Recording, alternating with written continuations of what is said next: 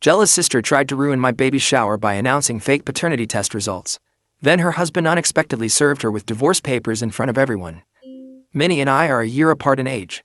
She is 31F, and I am 30F. Growing up, my sister would tell me many times that she was jealous of me and that she disliked me. It would make me really sad because she was my only sibling, and I loved and admired her a lot. I had always looked up to her and tried to be close to her, but she pushed me away. When she was happy, she was a great sister, a really fun and creative person. However, whenever we got into arguments, she would say really mean things to me and try to physically harm me by either punching me, pushing me, or pulling my hair. My parents would scold her for doing this since she was older than me. I would try to tell her how much I looked up to her and wanted to be close with her, but she always resented me. Minnie always had a more outgoing personality. She had a strong passion for the arts, excelling in makeup and fashion. She loved experimenting with her hair and getting tattoos. My mom had started me early in school, and eventually, Minnie and I ended up in the same grade because I demonstrated advanced academic abilities according to my teachers. Fortunately, we weren't placed in the same class. Minnie did not like this and often saw me as her competition because I was more academically inclined. It wasn't a high bar, though, as Minnie simply disliked doing homework, making my pretty average grades appear stellar. I consistently earned a mix of B's and A's, while Minnie typically got C's and B's. Her strengths lay in art, drama, cooking, sewing, and dance. As I grew up, I ended up falling in love with the violin since my mother pushed me to learn it and dabbled in learning French and Korean. Minnie was part of the drama department at school and spent most of her evenings practicing for plays. Things took a turn for her when she got kicked off the drama team due to a fight with fellow students. The drama unfolded because Minnie discovered her boyfriend cheating on her with another girl from their department. In response, Minnie decided to beat up the girl and set that girl's bag on fire. The incident led to Minnie being asked to leave the school, although nothing significant came out of it once my parents talked with the principal and compensated the girl also. To this day, I am not exactly sure about all the details, but I do remember that she had to repeat 11th grade. Our parents lectured her a lot and she was grounded until she turned 18. Because of this incident, her relationship with our parents suffered a lot and they were disappointed with her for a very long time. The longest romantic relationship had lasted only 6 months, and you know why? It's all because of my sister. I was not exactly on a mission to find the one, but every time I had any decent relationship, she would try to jeopardize it. Once I really liked a guy called Derek. He and I had been together for 4 months, and things were getting pretty serious. We were on the verge of meeting each other's parents when, out of the blue the night before, he blocked me from everywhere: phone number, iMessage, and Facebook. The only way we could communicate was face-to-face, so I ended up showing up uninvited at his house to talk. When I showed up at Derek's house uninvited, he seemed surprised to see me. I confronted him about being blocked on every platform and asked what had happened. Derek hesitated for a moment before admitting that my sister had reached out to him, expressing concerns and sharing stories about my alleged past that portrayed me in a negative light. Feeling a mix of frustration and disbelief, I pressed Derek to share the details of their conversation. He revealed that my sister had told him about how I had been talking to other guys throughout the time we had been dating and that she found me sending inappropriate pictures to one of my guy friends. I was mortified when I heard this. I tried to explain my side of the story, refuting the claims my sister had made, but Derek seemed uncertain and confused. He questioned me why would my own sister lie about me and make up something so serious. I felt like crying as I explained to him how my sister had always been jealous of me and would try to mess up my relationships. I had no idea that she could go so far as to make up such lies about me. The damage was done, and despite my efforts to salvage the relationship, he expressed doubts about continuing since he didn't want to be involved with someone who had a troublesome sister like Minnie. I understood where he was coming from since if I had a choice, I would not be related to her as well. Heartbroken and frustrated, I confronted my sister about her actions. After a lot of yelling, Minnie finally admitted to feeling insecure and jealous that I always dated good-looking guys. She told me that it was always easy for me to find guys and she hated me. She asserted that she thought I was too good for Derek, so she made up all those lies to drive him away from me. I was so pissed at her and it became very clear to me that her actions were driven by her own unresolved issues of jealousy. My parents reprimanded her and told her how wrong this was. Minnie didn't seem to care because in the end, she got what she wanted. Derek and I were broken up. This incident served as a turning point in my life, prompting me to start thinking about moving away from her. It was a stark realization that, if I ever wanted to have a healthy and lasting romantic connection, I could not have her near me. We both shared a dream of studying abroad. She did have immense potential, but it seemed like fear or a lack of personal research led her to pursue computer science in our home country, following our dad's advice. Witnessing that, I realized I didn't want my parents influencing my future choices. I worked tirelessly to secure a scholarship to study abroad. However, despite my efforts, financial constraints prevented me from going, so I compromised and started university in our country, majoring in what I wanted. However, after a year, my determination to go abroad persisted, and I kept searching for opportunities. Eventually, I secured a scholarship and could finally head overseas to restart my studies. My parents were really sad that I was moving away. On my last night at home, Minnie apologized to me for all the things she had done to me since our childhood. I don't know what prompted her to do so. Maybe it was the fact that I was moving so far away and she could have our parents to herself now. I didn't want to pursue any drama any longer, so I forgave her. During my solo adventure studying abroad, I underwent a significant transformation. I shed some weight, met new people, discovered my personal style, and gained a newfound confidence. Graduating was a major milestone, but the year that followed was tough as I struggled to secure a job. Eventually, I found a good job and settled down. Meanwhile, Minnie finished her bachelor's in our home country. She told me how she wanted to come and study in the country I lived in for her master's, so I encouraged her. She started applying to different universities for scholarships, but her applications kept getting rejected. She started growing frustrated. Once, she came to visit me and she stayed with me for 10 days so I could show her around. She could see that I had changed, and whenever she made any sly remarks to me about my clothes or my hair, I did not listen anymore.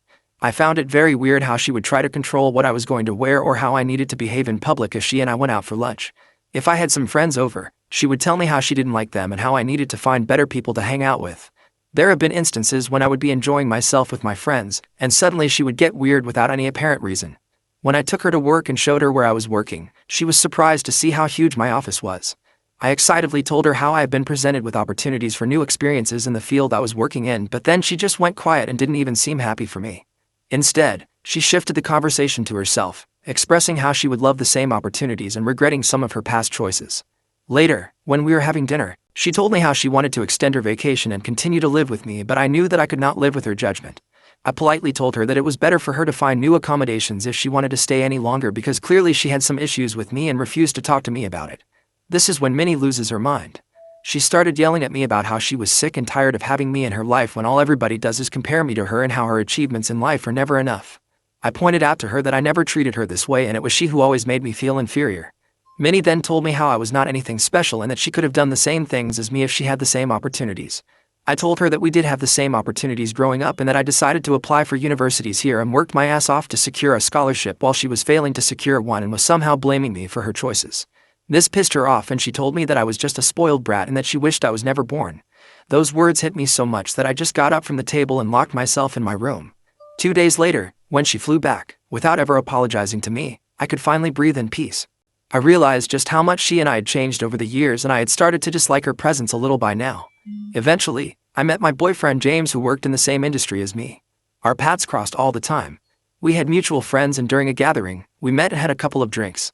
It was super fun to talk to someone who understood my line of work, and I thought we would just be friends. Turns out, he liked me and asked me out the next day. We started dating and were together for 2 years before he proposed to me. I am close to his family since they live in the same country, and he has met my parents through video calls. We had been planning for our wedding when I received a job offer that would pay me double what I was earning in my current company. The only catch was that the new company was based in my home country. I discussed this with my fiancé, and he and I both agreed that this was a life-changing opportunity, and I took the job. This is how I shifted back to my home country, and my family finally met my fiancé. My parents really adore James, and my dad spends his Sundays now golfing with him. My new job was going well, and James eventually found a new job also. During this time, Minnie avoided me like the plague. She refused to meet me or James even though my parents would insist. She would make up random excuses to not meet us. She and I had not talked for a very long time, so I understood her hesitation, and honestly I did not mind. I was afraid that she might try to jeopardize my relationship with James just like she had done with all my previous relationships. James and I decided to get married after a few months of settling down in my home country. We booked plane tickets for his parents and grandparents so they could be there for us. We wanted to have a small and intimate wedding with only family and really close friends, and a short honeymoon as we both are really busy with work during this time. We chose to have our wedding in the huge backyard of my parents' house, and they were extremely happy about this. Our grandparents, parents, siblings, and friends all made speeches, and we were showered with love and blessings. The only person who was missing was Minnie. She had apparently come down with a fever, or so she told us, which is why she could not attend. The food was awesome and everybody danced till midnight. We all had a great time, and then James and I flew for our honeymoon. A week later, we returned from our honeymoon, and I was at my mother's place showing her some photos from my wedding when Minnie showed up. As I was talking to Mom about how happy grandparents were during my wedding, Minnie interjected asking if me and James were having any financial troubles. I laughed and told her how I had a much higher paying job now than before and how James was doing well also. She then mocked me by saying that maybe that was not the case since I had decided to get married in our parents' backyard. My mother came to my defense and told Minnie that there was nothing wrong with getting married in her backyard and that I wanted to have a smaller wedding, so it made sense for me. I agreed and told Minnie that I was thankful for her concern, but James and I did not like extravagant things despite our high income since we believed in using our money wisely. Minnie got really angry hearing this and told me that I was just trying to show off as usual and that I was probably lying about my salary here. I shook my head and told her that I didn't need to show off in front of her and told her that we were not children anymore. She needed to grow up and not make up assumptions or lies about me. I reiterated that this is why I was glad that she did not come to my wedding. This pissed her off and she walked out crying. My mother did try to de-escalate the situation, but Minnie didn't listen. Later, she told my grandparents and some of my cousins about how I was glad she did not come to my wedding and more things from our fight. I did send her a text to apologize, but she didn't bother replying. Over the years, I have tried to stay out of her way as much as I can, although we did have a few good moments also. James met her and he immediately took a dislike to her. This was because Minnie would constantly make fun of him. For example, James and I both like watching Disney movies that Minnie considers boring, and she says that James might not be manly enough. I took a lot of offense when she said this, and later she apologized to me and James. Minnie has also apparently expressed to my mother on several occasions that I recently found out that she thinks James is trying to control my life. When my mother confronted her about it, she told my mother how whenever she met James, she just had a bad feeling about him. One day, when my mother and Minnie had come over for lunch at my place, Minnie was telling us about how she was facing issues with her boyfriend Larry. Apparently, Larry had moved in with Minnie but had lost his job after 2 months. Since then, he wasn't working nor was he paying any bills around the house. I told Minnie firmly that she needed to kick Larry out of the house since he was clearly not contributing anything to their household. Then Minnie suddenly pointed out how I earned more than James, so does this mean I should kick him out also? I pointed out that while it was true that I earned more than my husband earned quite well on his own and we were both bringing in the cash flow to our household. He was not sitting around the house the whole day eating chips and playing games. My mother agreed and told Minnie how James had sacrificed his own career just so I could take up this high-paying job here. Minnie took offense to that and started saying how men should always be the ones earning more and how it was weird that James was okay with this arrangement. I told her that not every guy has a weak, fragile ego like all the men she has dated and that James loved me for who I am. Minnie of course never listened and later got married to Larry despite him being jobless. Larry also had a bit of a temper, which we all witnessed during their wedding when we got too drunk and started to pick a random fight with a waiter. Minnie and some of his brothers had to restrain him. It was very embarrassing and I was a bit scared for Minnie. But I knew she would never listen to me, so I kept my mouth shut. Over time, I have noticed Minnie and Larry's fights have only increased because every time they fight, Larry kicks her out of their home so she has to come over and sleep at our parents' place. My parents are also concerned about her, but Minnie refuses to talk to them. One day, we heard from Larry's mother that Minnie had apparently cheated on Larry with one of her co-workers. They had a huge fight and in the end, decided to work through their marriage. They had even started going for couple counseling. This year I found out that I am pregnant. James and I are over the moon. My parents congratulated us and told me how proud they were to become grandparents soon. They assured me that they would be there for me every step of the way. Once Minnie learned I was pregnant, she asked my husband and me about names we liked and whether we wanted her help. James and I had discussed a few names, but I did not want to share it with her because I knew how judgmental she could be. I said a very firm no and told her no name would be shared until the baby was born and the name was official. Minnie suggested very strongly that this would be a terrible idea, saying that we should discuss the names with other family members so we could give the best name to our baby. I told her we did not want people interacting or interfering in the name choice since this was our baby and we were going to name it whatever we wanted. Later, when it came to the baby shower, I asked my mother to arrange everything. I trusted my mother's judgment and besides, I hated planning. I had also asked my mother to inform everyone to not give me any gifts since we still didn't know the gender of the baby. I just wanted to have a good time with my friends since it had been such a long time and learn tips about motherhood. On the day of the baby shower, I was pleasantly surprised to see that my mother had invited just my close friends, which is exactly what I wanted, and there were non-alcoholic drinks for everyone. I was having a great time catching up with my friends when Minnie showed up wearing a shirt that said godmother-to-be. My eyes widened in shock as there was no way in hell that I was ever going to make her my baby's godmother. It was a bit awkward as Minnie kept telling everyone how she had always wanted to be a godmother. What was frustrating was that she never even discussed this with me. As the day unfolded, my mother invited my husband, my father, and Larry to join us later in the afternoon since we were going to find out the gender of the baby. As me and James cut the cake together, we were shocked to find out that we were having a baby boy. Tears rolled down my eyes as my friends came and hugged me. However, Minnie suddenly got up to announce that she had something very important to say. Everyone stopped talking and looked at her curiously. She looked very solemn as she took out a document and held it up in front of everyone. She then announced that a few days ago, I had apparently gone for a paternity test and found out that James was not the father of my baby. She dramatically declared that the test results indicated a different father for the baby. The room fell silent, and my husband James was visibly disturbed. He turned to look at me as I stood there in shock. James asked me what was happening and if what Minnie was saying was true. I shook my head and looked at Minnie to explain herself. My mother, without a doubt in her mind, asked Minnie what the hell she was up to and why was she even making up such ridiculous things. She snatched the document from Minnie's hand and pointed out how the mother's name didn't even have my name on it. This is when Minnie started to laugh. My friends looked at me in bewilderment. With a smug expression, she revealed that she had downloaded a fake paternity test from the internet and came up with this plan to prove a point. She claimed that she wanted to expose James for who he was and how he was definitely abusive towards me. The entire room was in shock and disbelief. I asked Minnie if she was right in her head because my husband had never even raised his voice on me, let alone be abusive.